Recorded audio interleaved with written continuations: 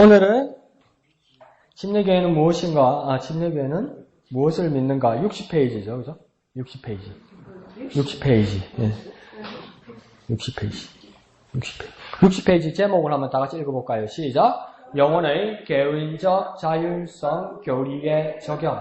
그러니까 지난주에도 영혼의 개인적 자율성의 어떤 근거에 대해서 배운 겁니다. 그러니까 그 똑같은 제목을 가지고 어떻게 적용할 건가? 적용한다는 건 우리 큐티를 배울 때도 배웠죠. 그죠? 적용은 어디다 적용하는 겁니까?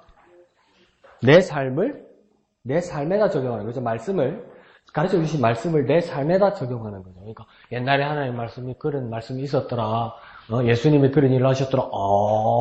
그거 가지고는 부족하다는 거죠. 그러니까 그 말씀대로 내 삶에다 적용해야 되는 것이죠. 그래서 여기서도 그 적용한다는 겁니다. 그래서 가장 주제가 되는 건 앞에 제목하고 똑같습니다. 영혼의 개인적 자율성. 한번 정리해볼까요? 시작. 영혼의 개인적 자율성. 우리에게 각자에 뭐가 있습니까? 영혼이 있죠. 근데 영혼 전체의 모든 영혼을 말하는 것이 아니라 각자의 내 영혼에 대해서 난 개인의 내 영혼으로서 난 뭘 가지고 있다? 맨 끝에 제목처럼 뭘 가지고 있다? 나는 자율성을 가지고 있다. 이 말입니다. 그 자율성이라는 것은 내게 자유가 있는데 하나님께서 내게 의지의 자유를 주셨는데 나는 왜 의지의 자유를 가지게 되었느냐? 그건 뭡니까? 하나님께서 나를 하나님의 형상을 따라 하나님의 형상을 따라 모양대로 지으셨기 때문에 이 말은 다시 말하면 뭡니까? 나는 누구 닮았다? 하나님 닮았다. 강아지는 누구 닮았다? 강아지가요? 아니, 강아지.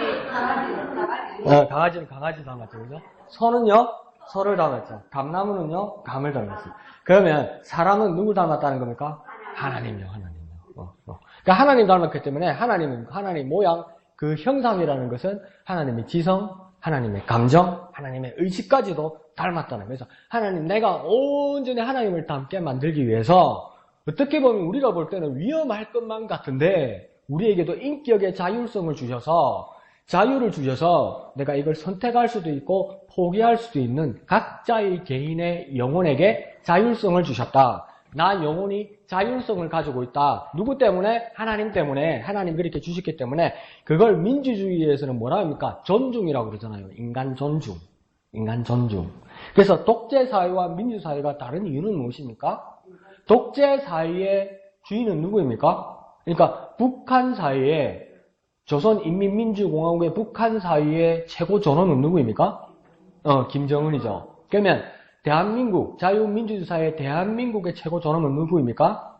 문재인 하면 안 되는 거예요. 누구입니까? 국민. 문재인은 대통령도 아닌가 봐. 그러니까 국민. 그것처럼 뭡니까? 그래서 민주주의의 원리는 뭐냐면 국가의 주인인 인간을 존중해야 된다는 겁니다. 존중. 그게 민주의 정신이라는 거죠. 민주에서 백성, 민자, 주인, 주자 쓰는 거죠. 국민이 주인이라는 거죠. 그거와 마찬가지로 우리가 존중받을 수 있는 이유는 뭐냐면 각자가 귀한 것인데 내가 각자의 귀한 이유는 뭐냐면 하나님이 날 그렇게 만들어주셨기 때문이라는 거예요. 왜요? 내가 하나님 닮아서. 그게 뭡니까? 영혼의 개인적 자율성입니다. 그러니까 자율성이라는 건 뭐냐면 내가 의지의 자유가 있다는 거예요. 뭐의 자유요? 의지의 자유. 의지는 뭔지 알겠죠? 그죠? 이걸 가지고 상당히 근대 사회, 계몽주의 시대에 서양에서도 많이 싸웠었어요. 지사님 제 설명 들으면 돼요. 책이 없어요. 김홍선 지사님 제 설명 들으면 돼요. 책이 없어요. 책이 없어. 내 이야기 들으면 돼. 책에 있는 이야기가 아니야. 내가 지어내는 이야기야. 그래서 뭐라고 했냐면 자유의지의 문제를 가지고 많이 고민하고 싸웠었어요. 서구 사회가. 계몽주의 시대가 들어오면서. 그 자유의지가 뭘까? 그 자유의지라고 말할 때 뭐냐면 그 신앙을 가진 사람의 입장에서 자유의지는 뭐냐면 하나님이 나에게 선물해 주신 것이다. 내가 선택할 수 있는 선택. 그것이 자유의지다. 이렇게 된 것이고 또 그 계몽주의 사회의 무신론주의자, 반신론주의자들의 입장에서는 뭐냐면 자유의지가 무엇이냐? 그건 뭡니까? 내가 나기를 자유를 가진 것이다. 그래서 그 자유의지라는 거. 근데 재밌는 게 뭐냐면 자유의지라고 물어보면 또 어느 교회 가서 자유의지가 뭡니까? 물어보니까 또 이렇게 대답하더라고. 자유롭게 의지하는 거 말하는 거 아닙니까? 그거 아닙니다. 기대는 게 자유의지란 말이 아니고 내가 권리가 있다는 말이에요. 내가 권리가 있다는 거. 근데 그 권리에 대해서 오늘 성경은 뭘 말하는 거냐면 책임을 지라는 겁니다. 책임을. 책임을 질 수 있어야 되는 거예요. 하나님 우리를 너무 사랑하셔서 너무 존중하셔서 우리가 선택할 수 있는 의지, 자유로운 의지를 주셨다는 거예요. 그래서 더 쉽게 말해볼까요? 한 사람이, 세상에 태어난 한 사람이 예수를 믿을 자유가 예수 믿고 안 믿을 자유가 있습니까? 없습니까? 있다는 말이에요. 그냥 내가 하나님을 닮았고 하나님을 온전히 닮았으면 내가 예수를 믿을 그것이 완벽한데 내가 악한 마음을 품고 있어서 내가 하나님을 믿지 않기로 결정했다면 그건 하나님 책임인가? 내 책임인가? 내 책임이다. 그거 확실히 알아라는 겁니다. 그거 확실히 하라는 겁니다. 하나님께서 다 선택하셨다고 그러니까 하나님의 프로그램에 의해서 받을 사람, 안 받을 사람이 결정되어 있어서 그러니까 그 자유의지가 없어지는 그런 사람은 아니라는 겁니다. 그래서 어거스틴이라는 사람은 이 자유의지에 대해서 뭐라고까지 이제 극단적으로 쫙 밀어가 버리냐면 뭐라고 하냐면 그 의지의 자유에서 의지의 자유는 뭐냐면 사람은 의지의 자유를 가질 때 선한 것을 선택할 능력이 없다 이렇게 말합니다. 뭔 소리고 이게 뭐냐면 의지의 자유는 있는데 내가 이것을 선택하거나 이것을 선택할 자유는 분명히 가지고 태어났는데 사람은 기본적으로 좋은 것, 선한 것을 선택할 의지의 능력이 없다고요. 그러니까 골라봐라고 아무리 해봤자 나쁜 것밖에 안 고른다고요. 그러니까 자유의 의지가 그렇게 타락해버렸다고요. 그러면 내가 의지로 예수를 믿게 되는 것도 이것도 뭡니까? 하나님께서 주신 은혜고 능력이다 이렇게 말하는 겁니다. 그렇지만 내가 타락한 의지로 하나님의 능력을 거부하고 타락한 의지로 내가 예수를 안 믿기로 작정했다. 그러면 그 누구 책임이라는 겁니까? 내 책임이라는 거예요. 하나님 책임이 없다는 거예요. 그러면 선택 예정도 온전해지고 그 다음 무엇입니까? 내가 타락에 의한 책임도 온전해진다 이렇게 말하는 거죠. 그걸 누가 말하는 거냐? 내가 말하는 거예요. 그냥. 자, 그래서 한번 봅시다. 그래서 영혼의 개인적 자율수의 교리의 적용 보면 1번 있죠. 아라비아 숫자 1번. 1번 죄인의 구원에 있죠. 읽어봅시다. 시작. 죄인의 구원에 있어서 개인의 책임 있는 응답의 중요성. 말 진짜 어렵다. 그죠? 중심을 뭘 말하는 거냐면 내가 죄인이었는데 구원을 받는 것에 대해서 내가 개인적으로 구원받는 일에 대해서 내가 그 구원을 받아들일 것인가 받아들이지 않을 것인가 하는 그 응답이 얼마나 중요하냐 이 말입니다. 그러니까 여기서 응답이라고 할 때 응답은 하나님이 응답한다는 겁니까? 내가 응답한다는 겁니까? 내가 응답한다는 말이에요. 내가 어떻게 반응하냐 이 말이에요. 내가 어떻게 선택하냐 이 말이에요. 내가 어떤 의지로 결정하냐 이 말이에요. 그러니까 주님께서는 베드로도 뭐라고 있냐면 하나님의 꿈은 하나님의 소망은 뭐냐면 모든 사람이 구원받기를 원하는 것이 하나님이 바라보는 모습이에요. 믿으시면 아멘 합시다. 모든 사람이 구원받기를 원해요. 그래서 모든 사람이 구원의 길을 열어놓았어요. 근데 열어놓은 그것에 대해서 개인으로서의 내 영혼이 그거에 대해서 응답을 하는데 그것을 받아들일 것이냐, 그것을 믿을 것이냐, 그것을 거부할 것이냐가 얼마나 인생에서 중요하냐 이 말입니다. 그 누구 책임이라는 겁니까? 내 책임이라는 거예요. 근데 내가 구원을 받았을 때 그럼 그건 내 공로입니까? 내 공로가 아니고 그걸 뭐랍니까? 하나님의 은혜로 내가 선택했다 이렇게 말하는 겁니다. 딱 복잡하죠? 근데 그걸 쉽게 한번 생각해 봅시다. 그러면 방갈호에 1번, 2번에서 두 개가 쓰있다 그죠? 크게 나눠서 그죠? 방갈호 1번은 뭐라고 되어 있습니까? 회개. 그리고 방갈호 2번은 뭐라 되어 있습니까? 믿음. 여기 중요한 주제 두 개입니다. 응답을 하는데 구원받은 자들에게서 주님께서 베푸신 구원에 대해서 내가 죄인이었지만 주님이 베푸신 구원에 대해서 내가 바르게 응답한다면 두 개가 따라야 된다. 그 두 개가 첫째는 뭐라고요? 회개. 두 번째는요? 믿음. 다시 해볼까요? 회개와 믿음. 뭐라고요? 회개와 믿음. 이게 뭐라는 거예요? 바른 인간의 응답이라는 겁니다. 하나님이 베푸신 은혜에 대해서 바른 인간의 응답은 뭐라고요? 두 가지? 회개와 믿음이라고요. 이게 가장 바람직한 자세계라고요. 근데 이것도 뭡니까? 하나님께서 내게 베푸신 자율성이라고요. 그러니까 완전 손발이 맞아 들어가고 하나님이 처음 창조하신 대로 우리가 돌아가 있으면 완벽해지는 것이 어떤 변수가 없다고요. 변수가. 생각하지 않는 어떤 불거지는 일이 없다고요. 돌연변이가 없다고요. 그러니까 타락한 품성을 가지면 뭡니까? 뚱뚱한 답이 나오는데 그것은 누구 책임이라는 겁니까? 내 책임이라는 겁니다. 자, 그래서 방가루 1번에 보면 사도행전 2장 38절 나오죠? 그게 두 개를 넣어야 된다, 그죠? 첫 번째 칸에는 회개 쓰면 되겠죠, 회개. 네. 두 번째 칸에는요, 침례. 그러면, 이제 다 같이 읽어봅시다. 시작! 베드로가 이르되 너희가 회개하여 각각 예수 그리스도의 이름으로 침례를 받고 죄사함을 받으라. 그리하면 성령의 선물을 받으리니. 아멘. 그래서 이거 누가 말한 거라고 이야기합니까? 베드로가 말한 거라고 해요. 베드로가 어떻게 이렇게까지 이야기할 수 있을까요? 오늘 성경은 사도행전이죠. 그러면 뭐가 시작되는 겁니까? 이제로부터 진짜 초대 교회가, 첫 교회가 이제 시작되는 거예요. 첫 교회에서 그 설교자로서 베드로가 하는 두 조건이 뭐냐면 회개하고 침례를 받으라는 거예요. 회개하고 침례를 받으라는 거예요. 회개하고 침례를 받으면 어떤 결과가 일어난다고요? 첫 번째는요, 죄사함을 받는다고요. 그 다음 두 번째는 뭘 받는다고요? 성령의 선물을 받는다. 이 두 가지라는 겁니다. 그러니까 첫 번째 뭡니까? 회개하라고 그러잖아요. 회개하라는 모습은 뭐냐면 죄를 고백하고 용서받으라는 겁니다. 내가 해야 할 첫 번째 회개에 대한 첫 번째 반응은 뭐냐면 죄를 고백하고 용서받으려고 해야 된다는 겁니다. 용서받으려고. 저절로 그래 사지 말고 모든 것을 준비해 주시고 모든 것을 열어주셨는데 그에 대해서 뭡니까? 내가 뭐 해야 된다고요? 첫 번째 회개해야 된다고요. 죄를 고백하고 용서함 받으려고 해야 된다고요. 다 베푸신 것에 대해서. 그리고 두 번째는 뭐 해야 되니까? 예수 그리스도의 이름으로 뭐 받는다고요? 침례를 받고. 침례 받으면 구원 받습니까?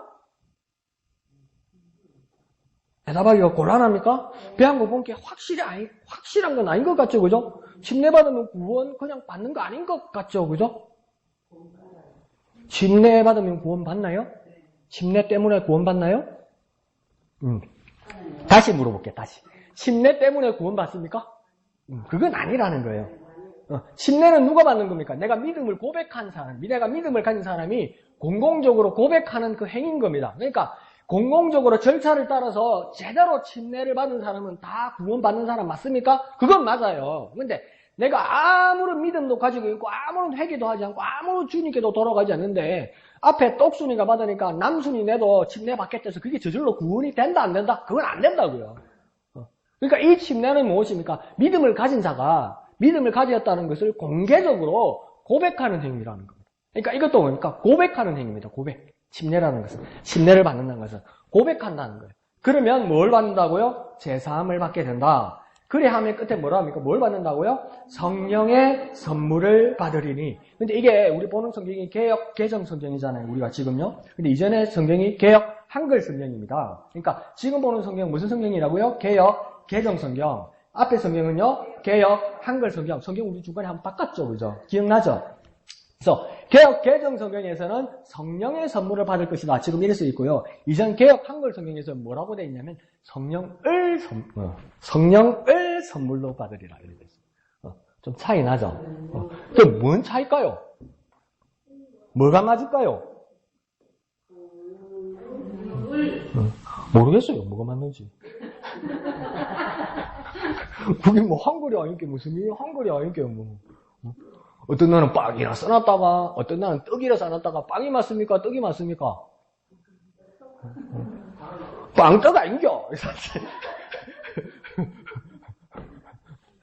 그러니까 그 시대 문화에서 먹는 식사의 종류는 그러니까 정확하게 한국 사람에게 딱 맞아 들어가는 게 없는 거죠. 그래서 여기서도 성령의 선물을 받는다고 이야기하면 우리는 한국식으로 어떻게 얘기할 수 있냐면 성령께서 오셔서 각가지 선물을 다 주신다는 거예요.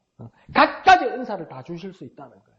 그러니까 성령은 유일하신 한 분입니다. 믿으시면 아멘 합시다. 그러면 김옥순 집사님에게 성령이 계시면 믿으시면 아멘 합시다. 이양대 집사님에게 성령이 임해서 믿으시면 아멘 합시다. 그러면 성령은 하나입니까? 둘입니까?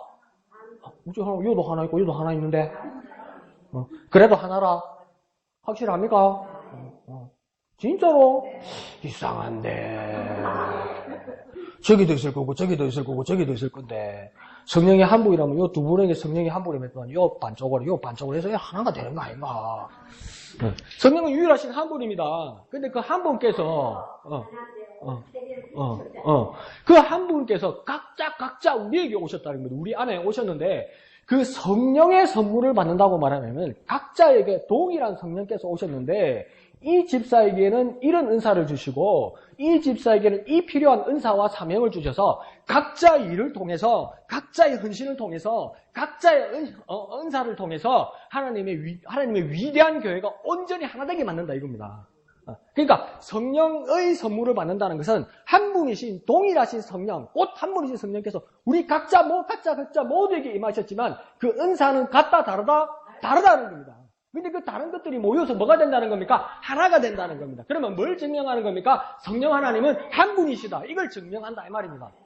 그러면 어디 있습니까? 강목사 지냈겠지 뭐. 자 그러면서 또 뭡니까? 이전 번역처럼 성령을 선물로 받을 것이다. 이렇게 말하면 이건 또 어떤 의미냐면 뭡니까? 성령이 모든 것이다 이 말입니다.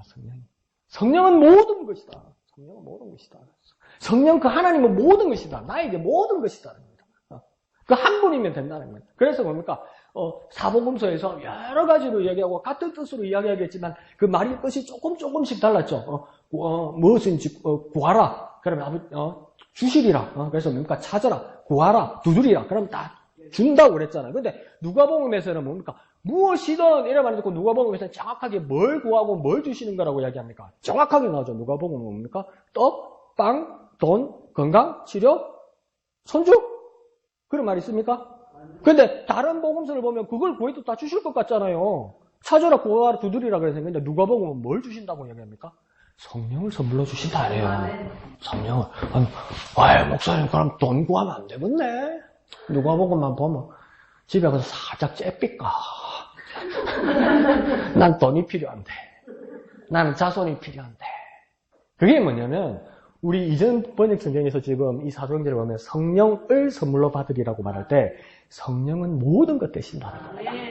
성령. 그분이 오시면 모든 것이 되신다는 겁니다. 그분이 누구입니까? 하나님이시니까 하나님께서 우리에게 모든 것을 주시는 분이 된다 이 말입니다. 그러니까 여러 가지 중에 하나가 성령이 아니고 내가 기도할 때 하나님 성령도 주시고요. 하나님 내가 밤에 잠이 안 오는데 잠도 주시고요. 아침에 일어날 때 저절로 우릉각식처럼 밥도 되게 해주시고요. 이놈의 새끼들 말 좀 잘 듣게 해주시고요. 이런 것도 구하고, 그 다음 5번째, 아이고, 까먹네. 성령도 주시고요. 이렇게 구하는 것이 아니라, 성령, 오직 그분 한 분만 오시면, 그분은 뭡니까? 하나님이시기 때문에, 하나님이신 성령께서 우리에게 오셔서 우리의 필요한 모든 것을 어떻게 하신다고요? 이루신다고요. 그래서 뭡니까? 알고 보면, 삥삥 돌아왔지만, 같은 말이다.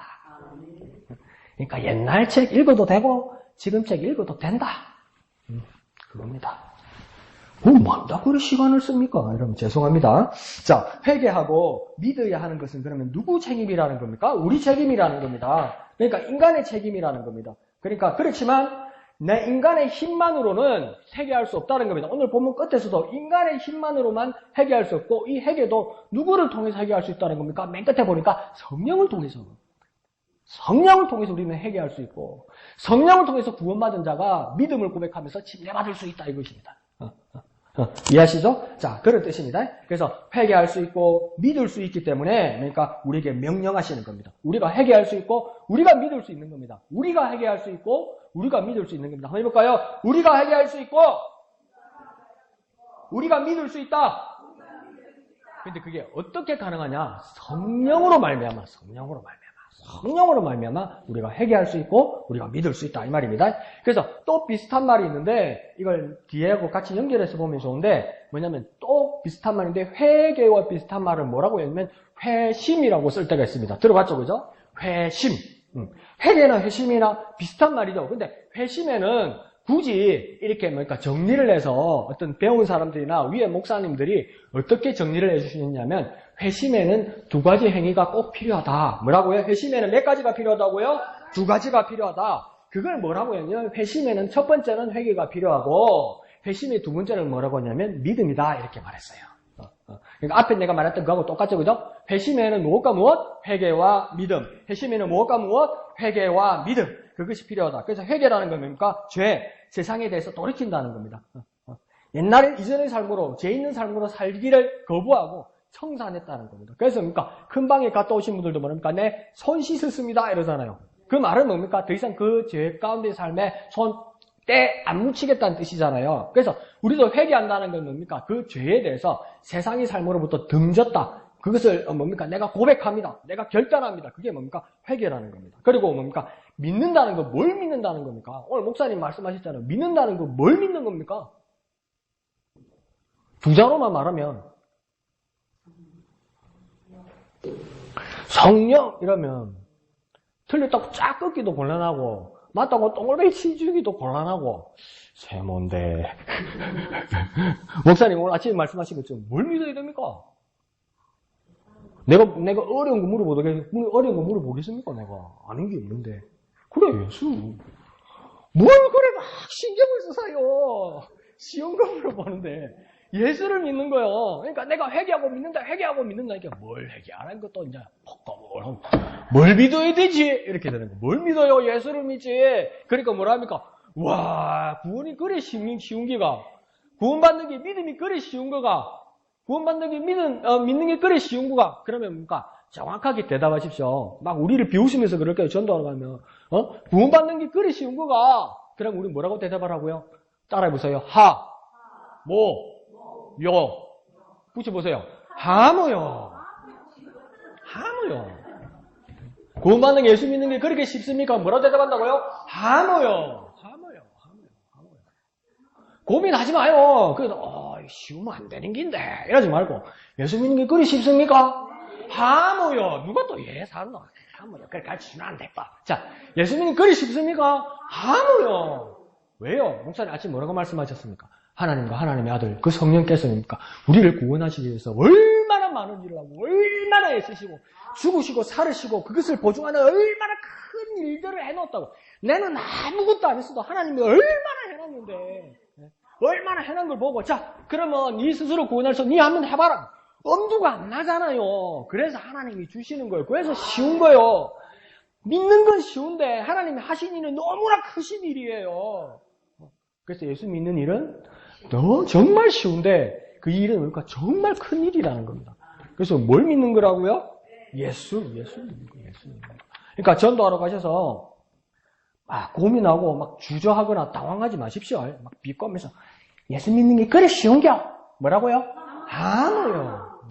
하모요.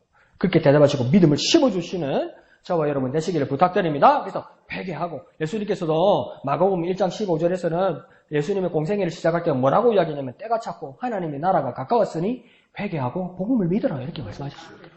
그 복음이라는 게 뭡니까? 예수 그리스도께서 우리를 구원하신다 이 말이죠. 그래서 회개하고 믿으라. 그러니까 우리가 뭐라고 했습니까? 회개하고 예수 믿으십시오. 죄를 고백하고 예수 믿으십시오. 이 말이 맞는데 이제 이것을 잘 아는 사람은 전도하러 가다 보면 목사님께서도 지지난 수요일날 전도하는 방법을 이사야서 한 절을 가지고 어떻게 전도하는지를 가르쳐 주셨어요. 그럼 이사야서 53장인가? 그 안에 있는 한 절을 가지고 어떻게 전도를 하느냐고 한번 읽으면 10초도 안 걸리는데 자 믿으시오 그러면 듣는 사람이 저기 뭐라서 그래 밖에 안 될 거예요. 근데 사람을 대하면 여러분이 신앙생활하고 교회생활 해온 지 오래되었기 때문에 서로 대화하면서 살을 붙일 수 있습니다.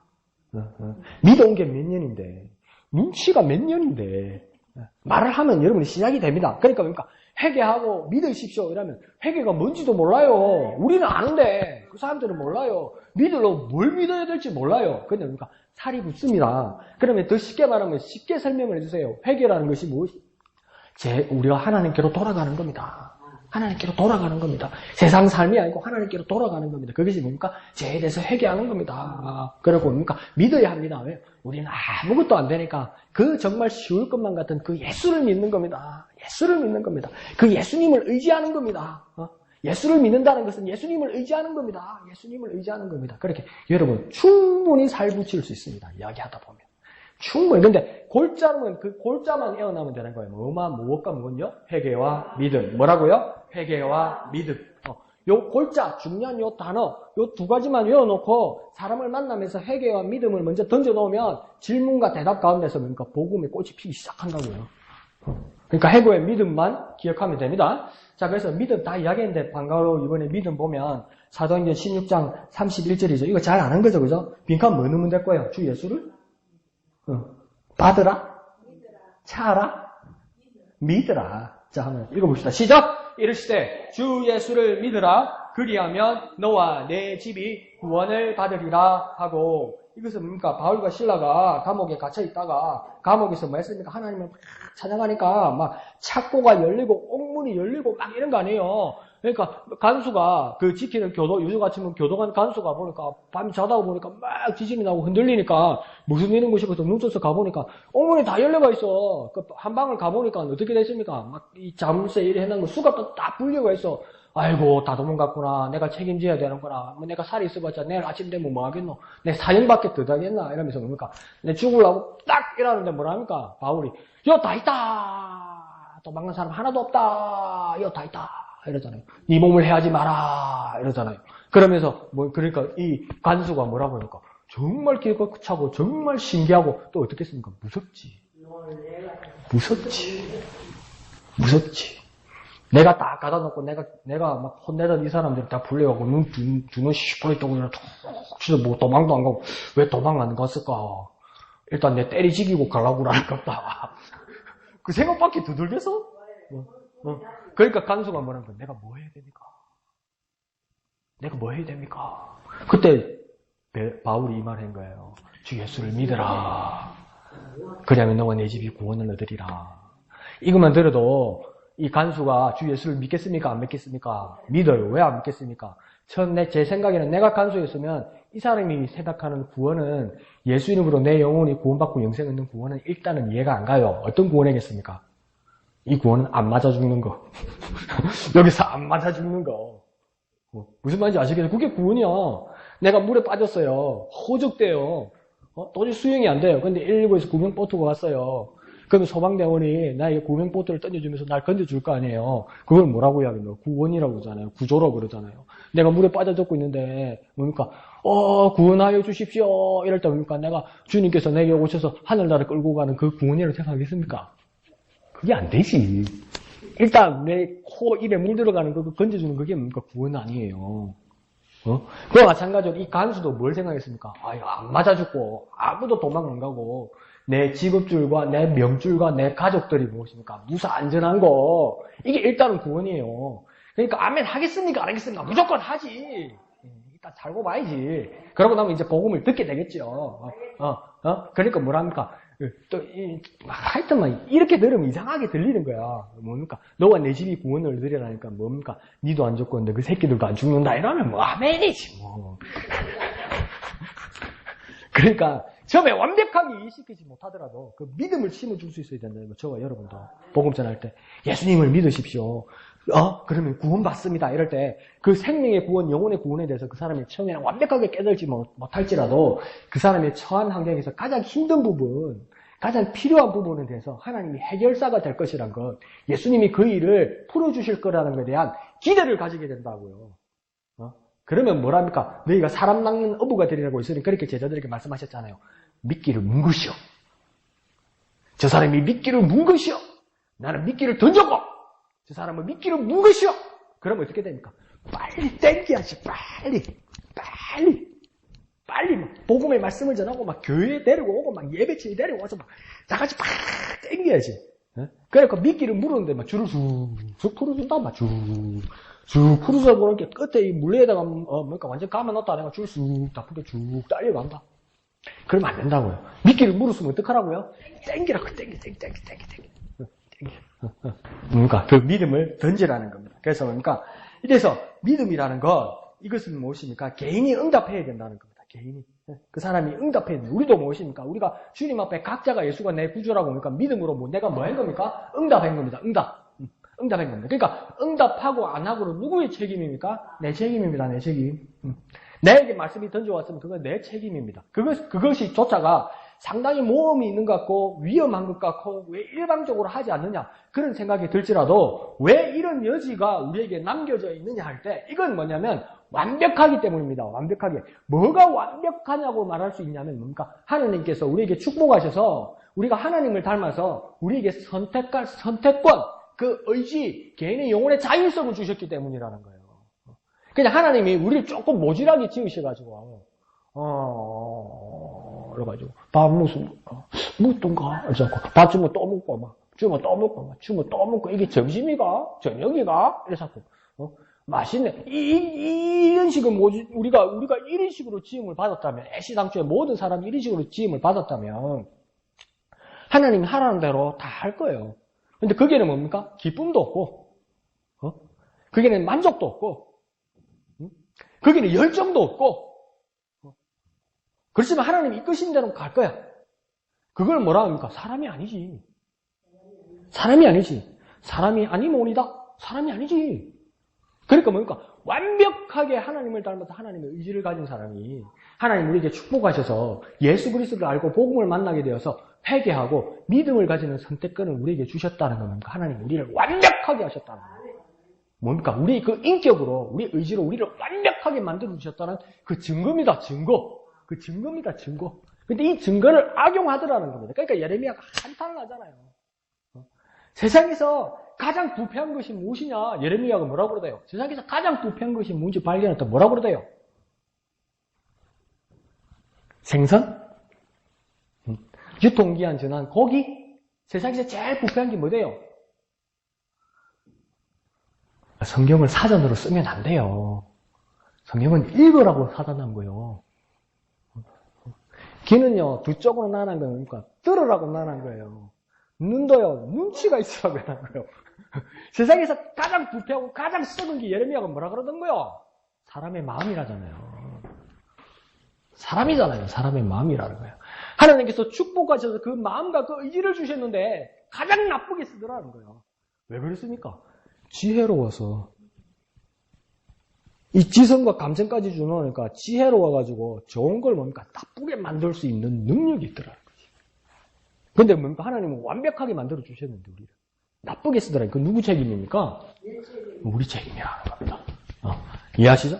그래서 하나님께서 완벽하게 우리를 만들어 주셨고, 그래서 그에 대한 책임을 지게 하시는 것은 무엇입니까? 가장 완벽하게 우리를 해주셨다는 겁니다. 그건 뭡니까? 하나님의 은혜입니다.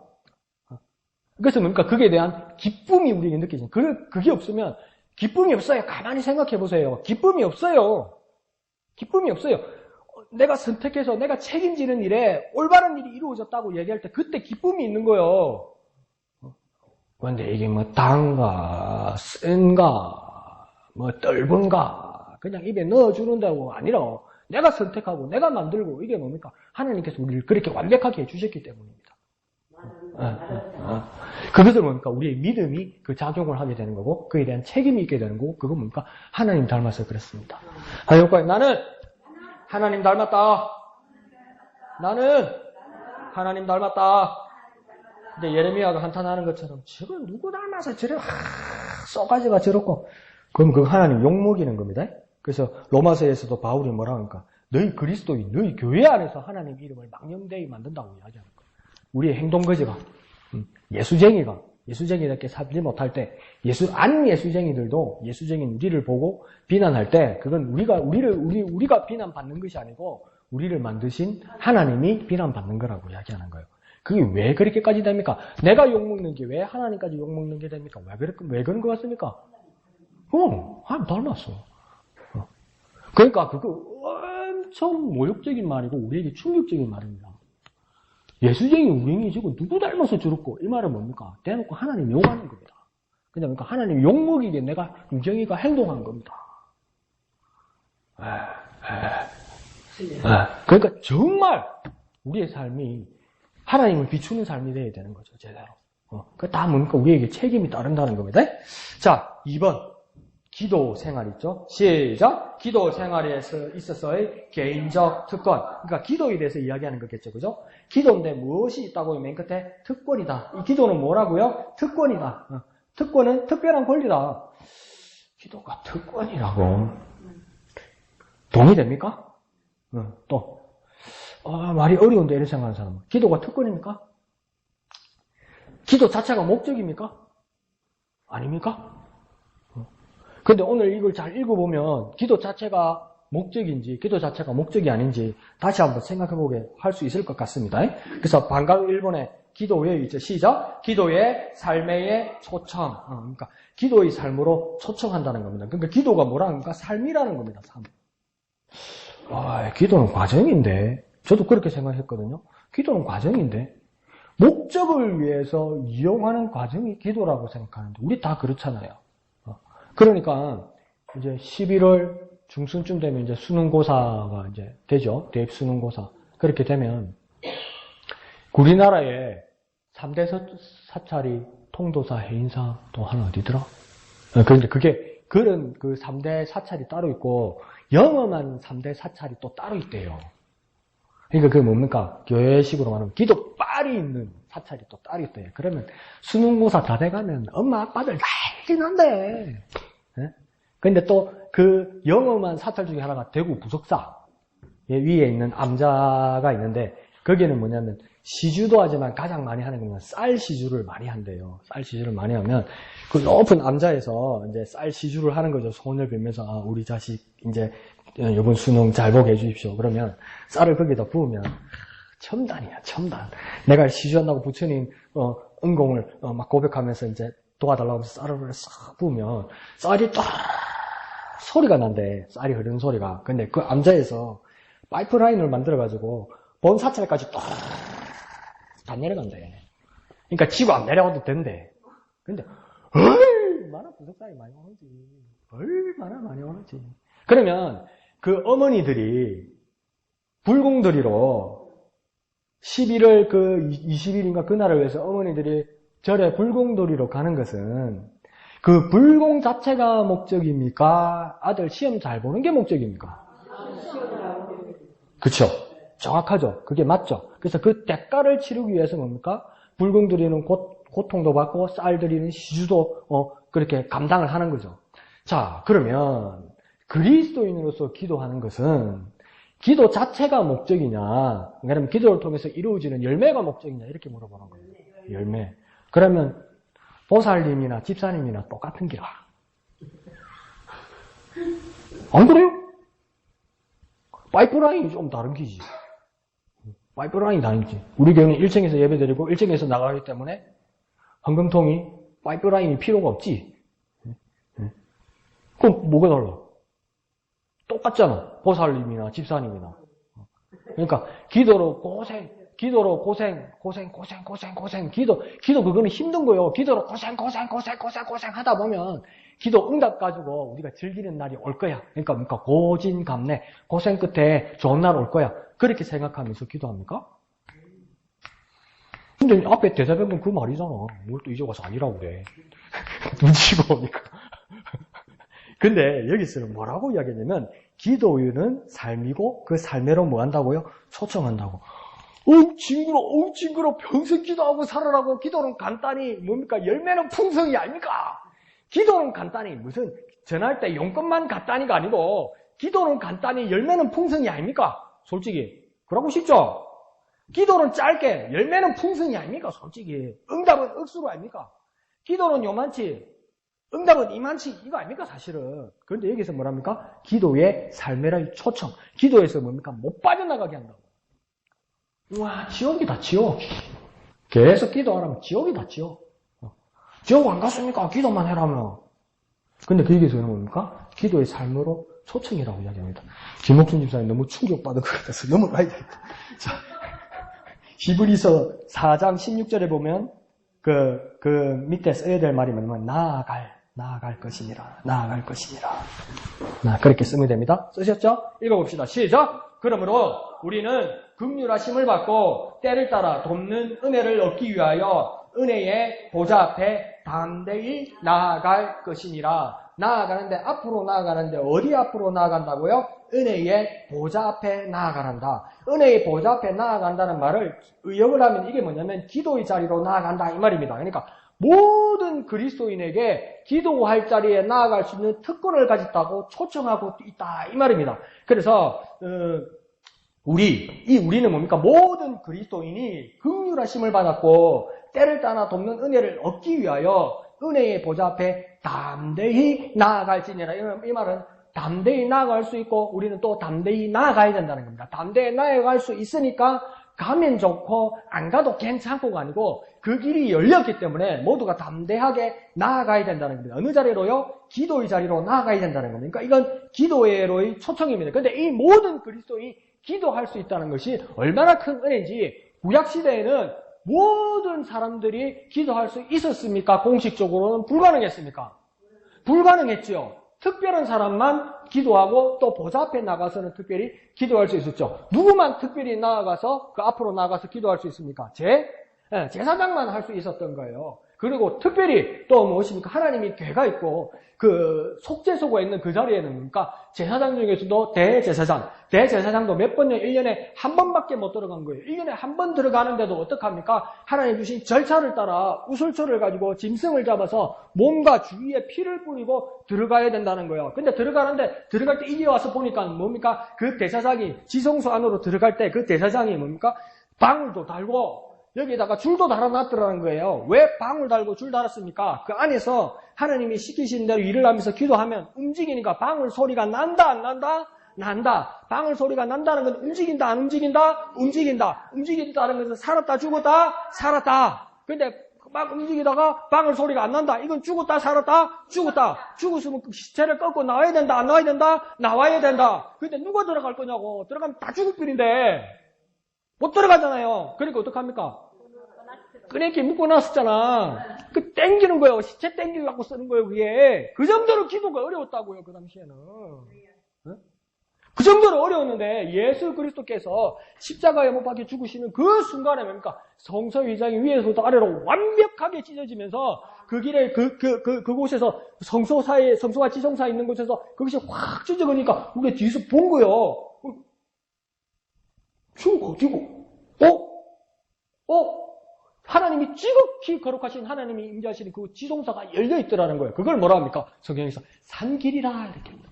산길. 그래서 그 어디로 들어갑니까? 은혜의 보좌 앞으로 담대히 들어갈 수 있다. 이제 누가 들어갈 수 있다? 모두가 들어갈 수 있다.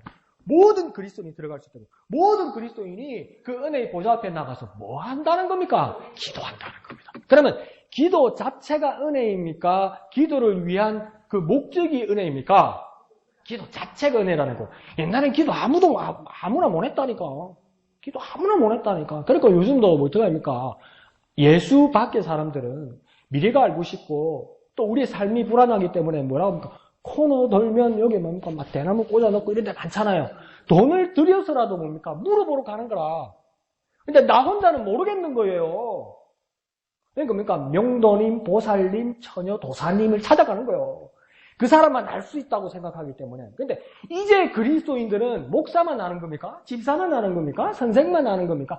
모든 그리스도인들이 알 수 있고 모든 그리스도인들이 은혜 받을 수 있고 모든 그리스도인이 인도함을 받을 수 있고 모든 그리스도인이 하나님을 만날 수 있다고. 그 과정이 뭡니까?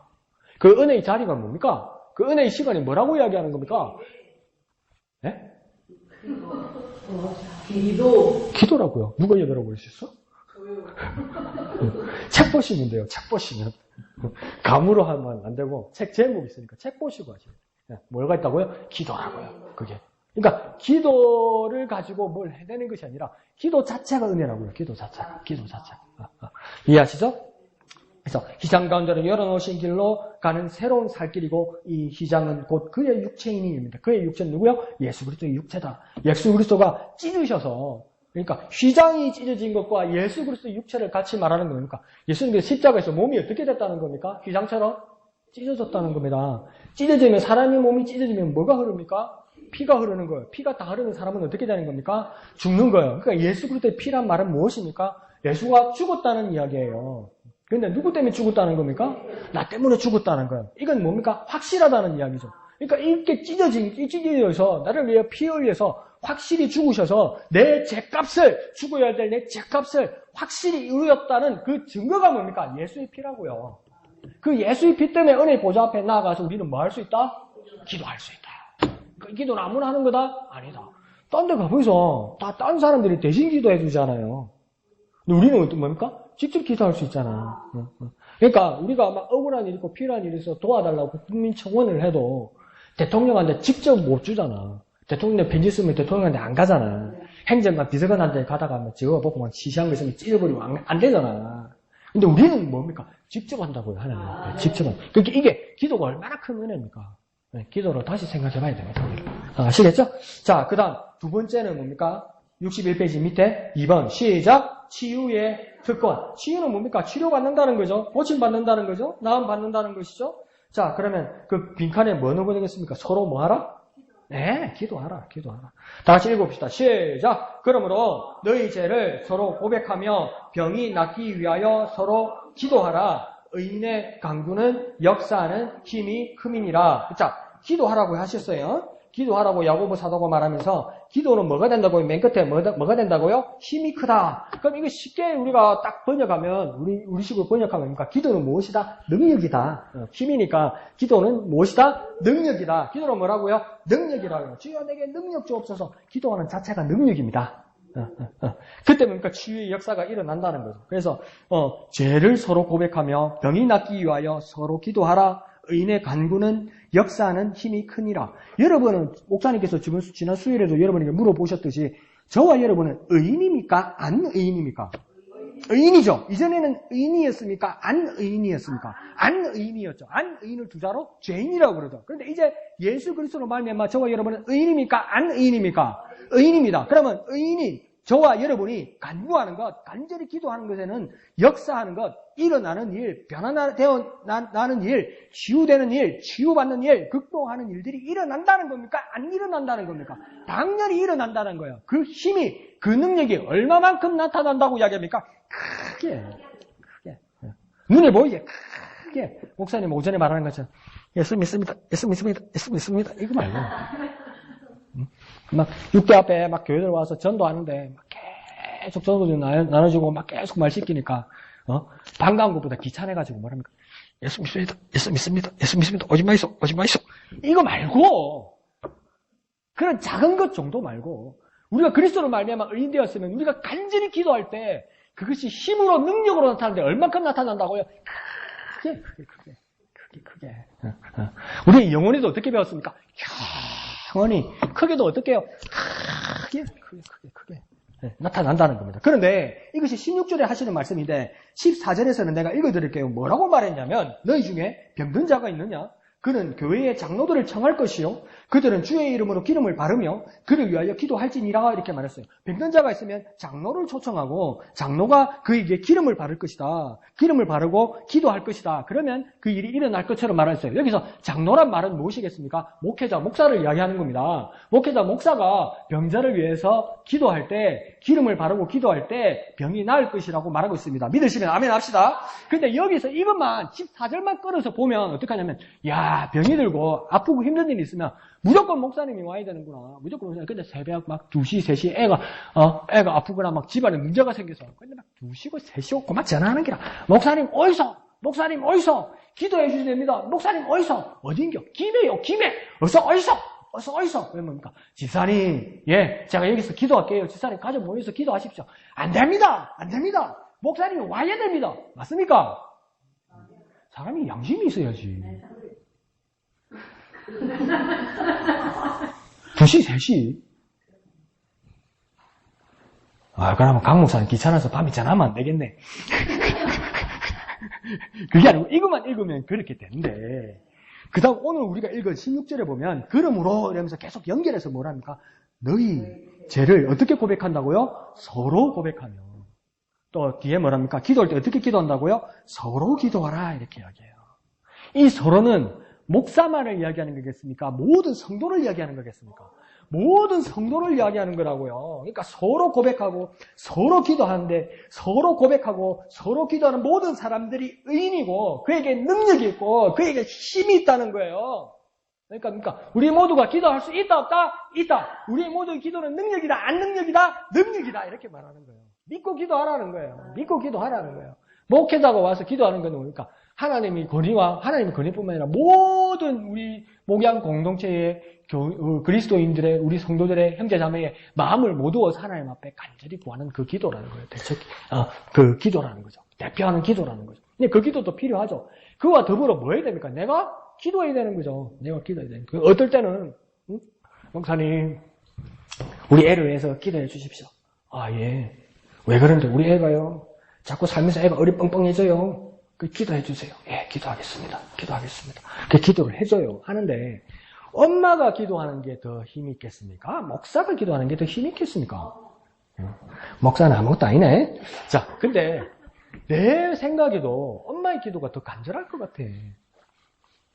목사는요, 여러분들을 만나잖아요. 잊어버려요. 24시간 기억 못해요. 근데 여러분의 자녀가 아픔이 있거나 어떤 문제가 있거나 기도의 내용이 있을 때 여러분, 엄마에게 초능력이 나타나죠. 거의 잊어버리지 않고 24시간을 기억할 수 있죠. 근데 어머니의 특징이 뭡니까? 걱정 잘해.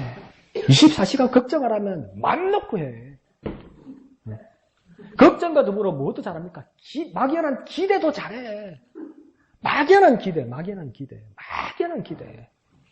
이놈의 자식이 분명히 밥도 안 먹고 저녁에 밥도 안 먹고 밤새도록 자가지고 아침 8시에 일어났어. 근데 시험 치러 간다는 거야. 근데 엄마는 막연한 기대를 해. 우리 아들이 잘 찍어가지고 100점 받을 거라고. 그 엄마의 특기야. 엄청난 걱정과 막연한 기대. 근데 그리스도는 뭐 합니까? 그만큼 기도해야 되는 기도. 그러니까 목사 기도의 장점은 뭐냐면요. 여러분 어떤 누구를 위해서 이렇게 기도를 해드리잖아요. 기도를 해드리면 강 목사는 의심할 겨를이 없어.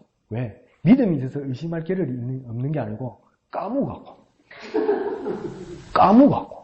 잊어버리갖고 의심할 겨를이 없어. 그거 하나 장점은 있어요. 의심할 겨를이 없어. 머리가 둔해서. 근데 여러분은 뭡니까? 정말 가족이고 부모님이면 정말 간절하게 기도할 수 있습니다. 간절하게.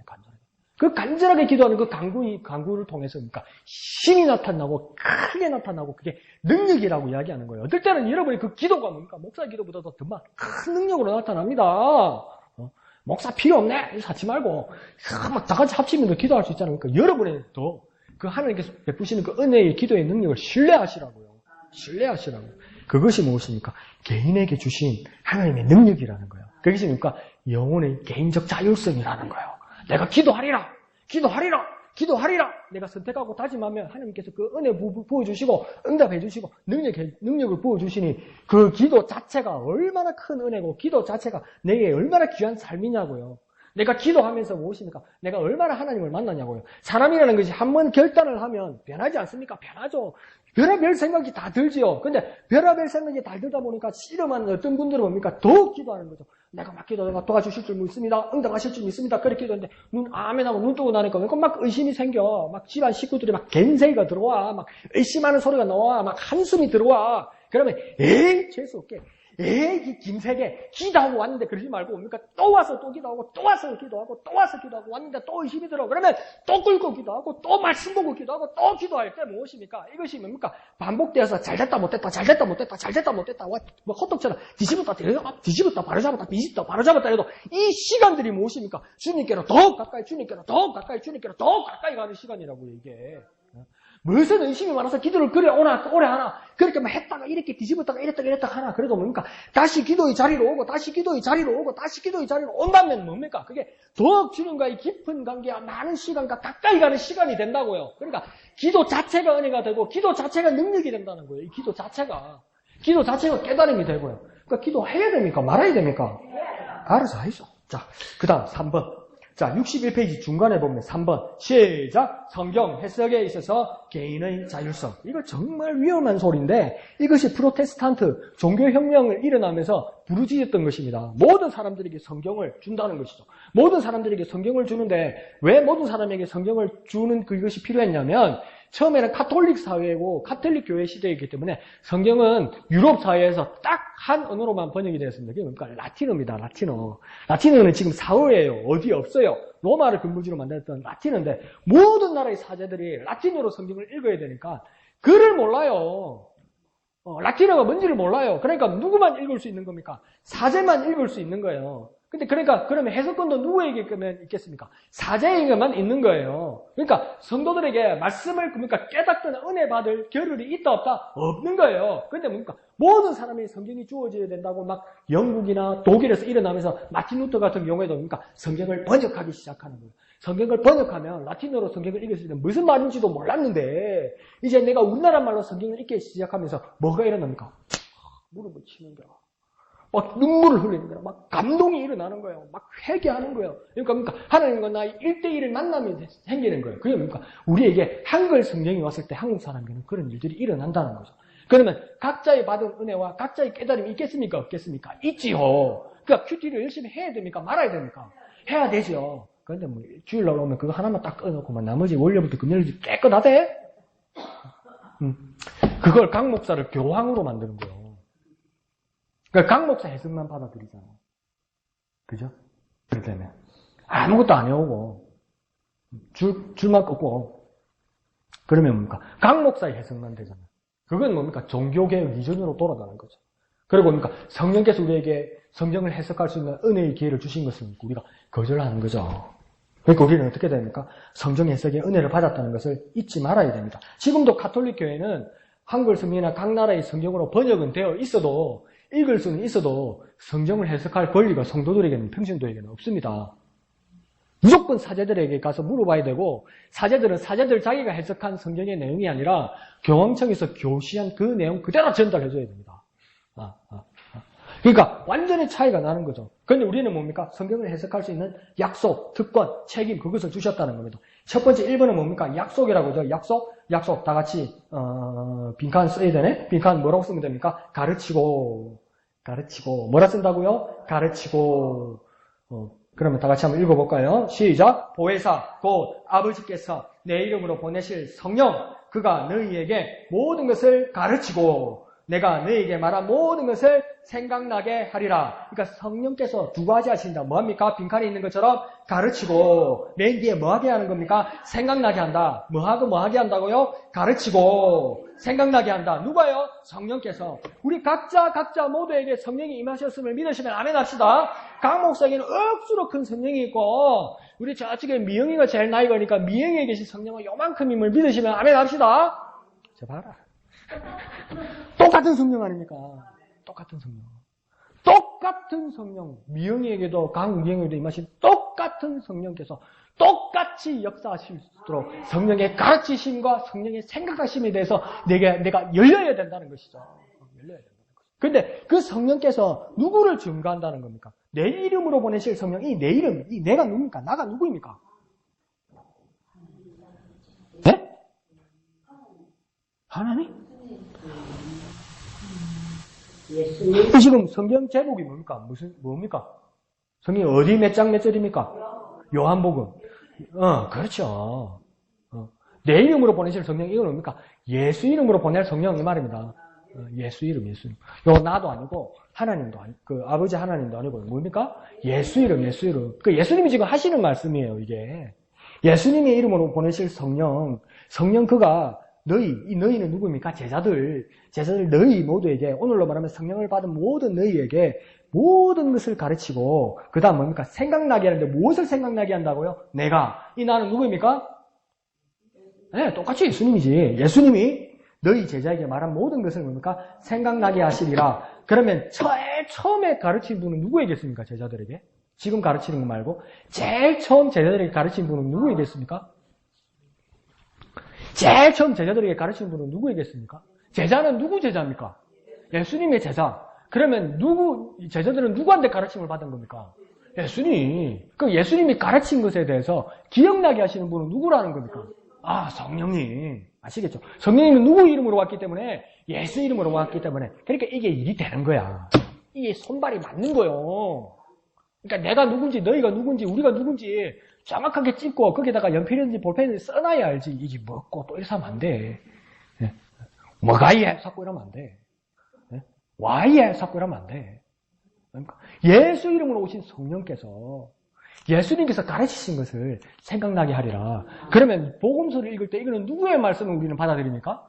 예수님의 말씀. 그러면 예수님의 말씀에 대해서 우리는 가르침을 받았습니까? 안 받았습니까? 받았어요. 이 가르침을 받은 것에서 적재적소의 말씀을 증가하실 수 있도록 내게 누가 역사하신다는 거예요? 성령께서 역사하신다는 거예요. 성령께서 역사하신다는 건 해석해 주신다는 거예요. 조명해 주신다는 거예요. 그런데 중요한 게 뭐냐 하면 우리가 도전받아야 될 게 뭐냐 하면 성경을 받았고 우리가 말씀을 공부할 수 있는 여러 책자들과 교재들을 받았으면 열고 쓰고 외우고 한 번은 읽어보고 소리내어 봐야 배운 게 있어야 생각이 나지.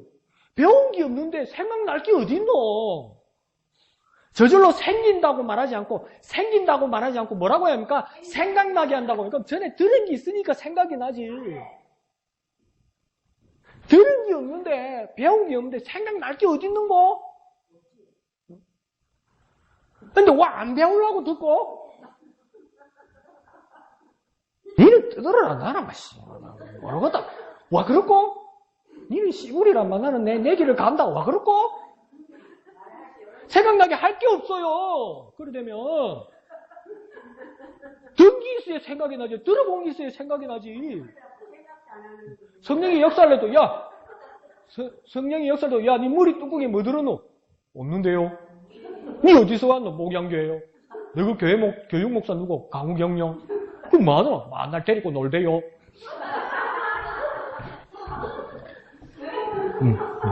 그러니까 가르치시고 생각나게 하신다. 그 성령을 의지한다. 그게 뭡니까? 그게 해석하게 하시는 은혜라는 거야. 그러니까 내가 띄워 맞추는 게 아니고 성령께서 생각나게 하시고 성령께서 다시 한번 가르쳐 주신다는 거예요. 그러니까 성령의 충만한 역사를 얼마나 사모해야 됩니까? 성령이 내게 역사하시면 이전에 그 어떤 사제들도 알지 못하던 그 어떤 사모하던 사람들도 알지 못하던 그 놀라운 진리를 깨닫게 된다. 그러니 성령의 충만함이 얼마나 사모해야 되겠습니까? 그 놀라운 일이란 거죠. 방과후 2번 특권과 책임. 요건요 똑같은 말 두 번 쓰면 됩니다. 기름 부음. 뭐라고요? 기름 부음. 두 개 다 그렇게 쓰세요. 빈칸에다가. 네. 썼죠? 읽습니다. 요한일서 2장 27절 시작. 너희는 주께 받은 바 기름 부음이 너희 안에 거하나니 아무도 너희를 가르칠 필요가 없고 오직 그의 기름 부음을 모든 것을 너희에게 가르치며 또 참되고 거짓이 없으니 너희를 가르치신 그대로 주 안에 거하라. 아멘. 자, 기름 부음, 가르침, 이 이야기의 배경이 이 요한일서인데, 요한일서의 배경은 뭐냐면 벌써 요한일서 그 시대에 이단들이 막 득세를 했는데, 어떤 이단들이 득세했냐면 영지주의라는 이단들이 득세했는데, 이건 뭐냐면 영적인 지식을 가지고 있는 자가 있는데, 그 영적인 지식은 아무나 가질 수 있는 것이 아니고, 특별한 우리만 가지고 있다, 이렇게 생각했다는, 그렇게 가르치는 사람이 있었다는 거예요. 아무나 못 가르친다. 그러니까 제가 여러 소리 다 들었어요. 저 신임 어디 가면, 막 우리 교인들 막 전화해가지고 그랬대요. 그 목양교회 강 목사가 제일 먼저 지옥 갈 거라고. 그래도 왜? 거짓을 가르치니까 내가. 그러니까 자기들만 그걸 알고 있다는 거예요. 자기들만 진리를 알고 있다는 것이죠. 근데 뭡니까? 이 시대에도, 이 초대교회 시대에도 자기들만 알고 있다니까 나만 들으라고 하는 그 시대가 있었다는 거예요. 그러니까 나만 하나님 말씀을 알고 나만 진리를 알고 있다는 거예요. 그게 제일 겁나는 이야기입니다. 우리 몇만 알고 있다는 것, 아니 나만 알고 있다는 것, 이거 제일 겁나는 이야기입니다. 모두에게 말씀을 주셨고 모두에게 깨달음을 주셨다는 거예요. 그러니까 그리스도 안에 교회에 온 사람은 모든 진리를 깨달을 수 있다 없다? 있다. 모든 사람이 진리를 가지고 있다 없다? 있다. 그런데 그러니까 교회 들어가서도 당신은 몰라 이러고 있다는 거죠. 그런 사람들이 있었다는 거예요. 그 주장에 대해서 신령한 은혜를 자신들만 받았다고 말하는 몇 사람들의 주장에 대해서 그 거짓 교사들에 대해서 지금 요한은 뭐라고 이야기하냐면 성도들에게, 모든 성도들에게 성도 너희들은 주께 받은 바 기름 부음이 너희 안에 거하신다 이렇게 말한다는 거예요. 기름 부음은 뭘 말하겠습니까? 성령의 기름 부으심, 성령의 역사하심. 그러니까 말했잖아요. 기름 부음은 뭡니까? 옛날 이스라엘은 그 올리브유, 감람유를 임명할 때 뭡니까? 제사장, 선지자, 왕들에게 임명할 때 이 감람유를 머리에 부으면 어떻게 됩니까? 머리에서 이렇게 쭉 기름이 흐르면서 구렛나루를 타서 이렇게 기름이 양쪽으로 흐르면서 요 수염에서 흘러서 뭡니까? 옷깃 동정을 따라서 내려가면서 뭡니까? 옷깃 끝, 발끝 끝까지 쭉 내려간다는 겁니다. 이 말은 뭡니까? 기름 부은 거잖아요. 기름 부음이 머리끝부터 발끝까지 온전히 있다는 거예요. 이게 뭘 의미하는 겁니까? 성령의 인자하심을 이야기한다는 거예요. 성령. 그러면 지금 요한이 하는 말은 뭐냐면 성령의 인자하심이 너희 모두 안에 거한다. 몇 사람에게만 기름 부음이 임한 게 아니다. 특별한 게 아니다. 모든 사람에게 성령의 기름 부으심이 임하였으니 그 성령께서 본질적으로 성령을 깨닫게 해주신다 이 말입니다. 모두에게 진리의 말씀이 열려있다는 겁니다. 같은 성령이 같이 인도하신다면 똑같이 해석할 수 있다는 겁니다. 그러면 아유 목사님 나는 이래 생각하는데 저래 생각하는데 그럼 나도 다 존중받아야 됩니까? 존중받아야 되는데 사람이 양심이 있으면 내가 한 말이 이상하다는 것을 다른 사람들과 같이 나누고 같이 듣고 보면 모든 사람들이 동의하고 모든 사람이 아멘 하는 가운데 내가 삐끗하는 것들 몇 가지가 보여요. 그거 잘못된 거예요. 그게. 그래서 그걸 고쳐야 되는 거예요. 그러니까 나 혼자 예수 믿고, 나 혼자 깨닫고, 나 혼자 기도하고가 제일 겁나는 거예요, 이게. 교회 와서도 나 혼자 생각하고, 어느 교회 가니까 신학교 출신인데, 얼마나 자기는 열정이 있는지, 목사님이 강단에서 설교하고 있는데, 진짜 열심히 성경을 보는 거야. 근데 그 본문은 뭡니까? 목사님은 마가복음에 대해서 설교하고 계신데, 요한계시록인가 그걸 빼놓고 계속 줄을 끊는 거예요. 뭐요? 목사님 설교 말씀이 불만이 있어서 지 혼자 요한계시록을 쫙 줄을 꾸면서 쓰고 있는 거예요. 예배의 자리에 들어있지만, 그나마 낫지, 뭐.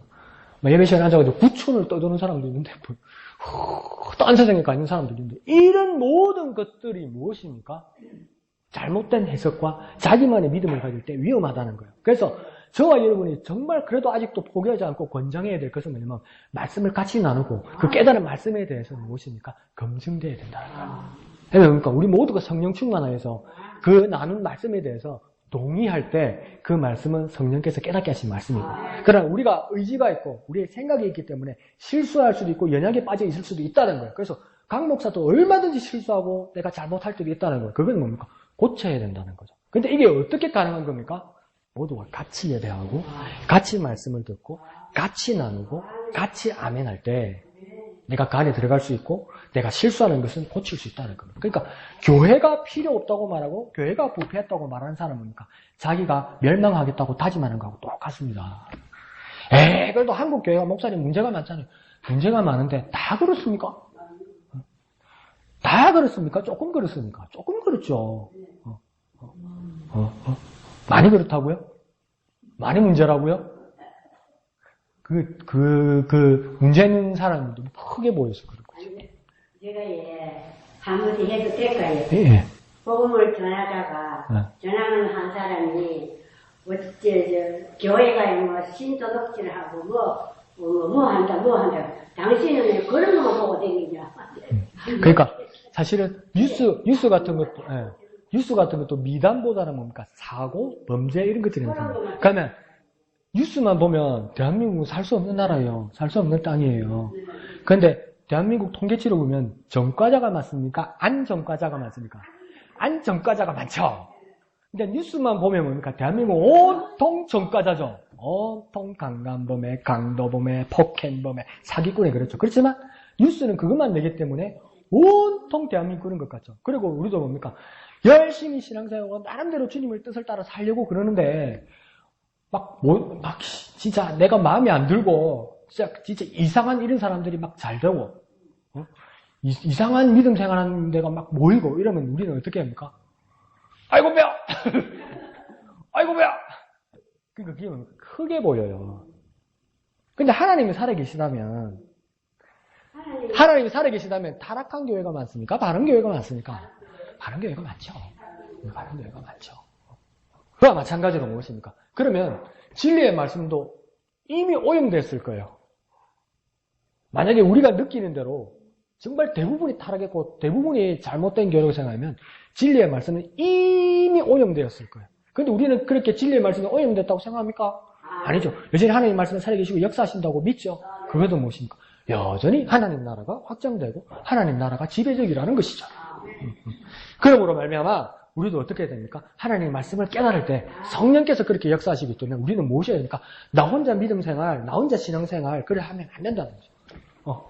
나눔이 있고 같이 하나님의 말씀을 나눌 때 우리가 어떤 일이 일어나는 겁니까?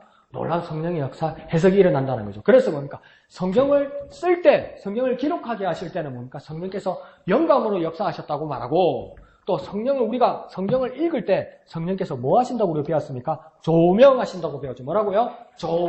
조명하신다는 말은 뭡니까? 어두워서 글이 안 보여. 글이 안 보여. 근데 우리 빠지도 그러므로 너희 죄를 서로 고백하며 뭡니까? 읽히는 걸 왜? 뭐 때문에? 조명, 불 때문에. 그 성령께서도 뭡니까? 아무리 읽어도 무슨 말인지 몰라. 까막눈이라 뭐라 샀노? 아래사. 너희가 누구? 그러니까 내 사건 난리라. 근데 성령께서 조명하시고 그 저런 문맥을 보이니까 뭡니까? 예수님을 말하는구나. 뭡니까? 깨닫게 되었죠. 그렇게 성령께서 조명하신다는 거예요.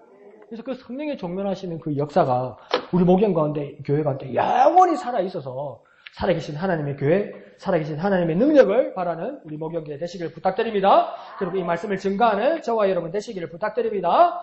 오늘 전도합시다. 다 같이 찬송하신 후에 기도하고 마치도록 하겠습니다.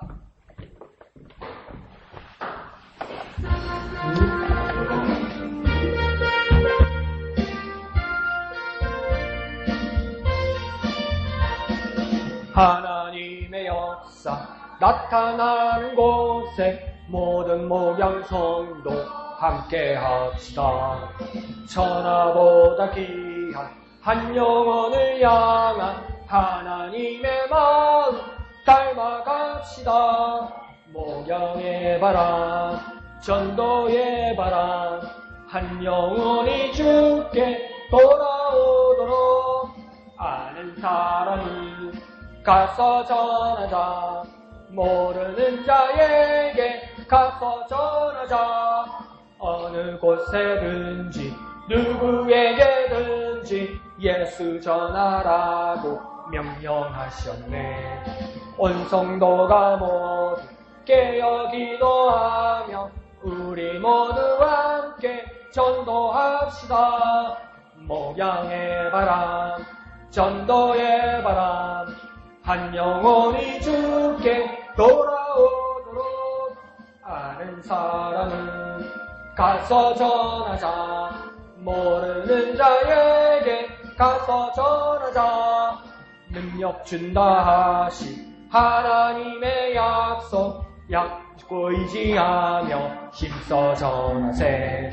모든 민족 향한 구원의 역사가 목양성도 통해 이뤄지겠네. 목양의 바람, 전도의 바람, 한 영혼이 주께 돌아오도록 아는 사람은 가서 전하자. 모르는 자에게 전도합시다. 전도합시다.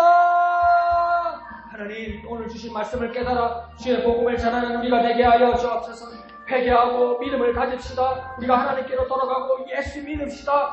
이렇게 증가할 수 있는 우리가 되게 하여 주옵소서. 어쨌든 우리는 하나님을 닮았습니다. 당신은 하나님을 닮았습니다. 하나님께로 돌아갑시다. 원래 당신은 하나님을 닮았으니 하나님께로 돌아갑시다. 그 하나님을 보내신 예수를 믿어 구원 얻읍시다. 이 쉬운 구원, 이 놀라운 구원 같이 받읍시다. 이렇게 복음 증가할 수 있는 우리가 되기를 원합니다. 주님의 이름 크게 한번 부르고 다 같이 기도하겠습니다. 주여!